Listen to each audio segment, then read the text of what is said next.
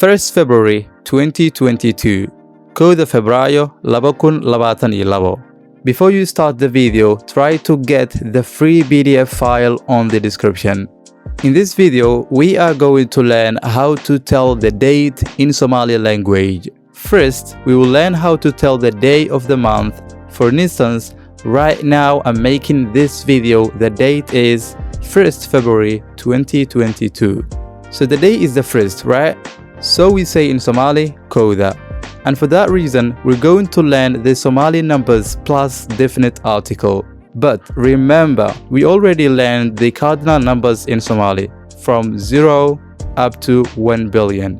If you want to learn, check on the description, or as easily click that message on the top right of this video.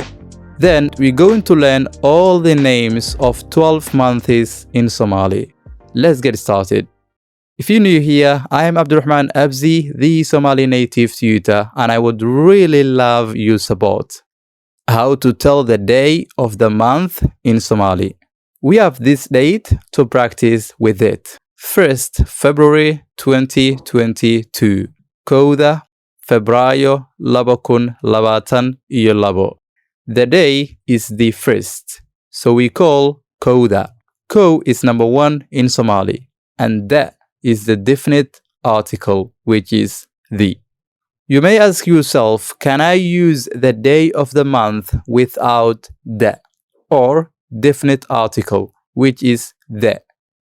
The short answer is no.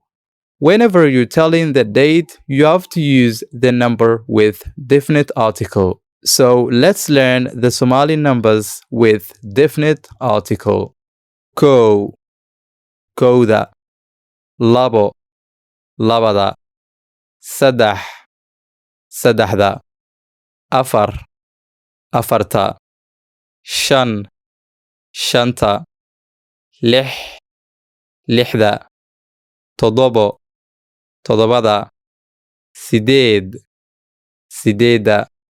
Sagaal, sagaalka. Toban, tobanka. Toban iyo kow, toban iyo kowda. And that's how we use numbers plus definite articles in Somali. So if the date is 10th February 2022, we can easily say Tobanka Febraayo 2022. This one is for you. Write on comment section 9th February 2022. I'll check your comments. How to tell the month in Somali. The names of the 12 months in Somali are Janaayo, Febraayo, Marso, Abriil, May, June, July, Agosto, September, October, November, December.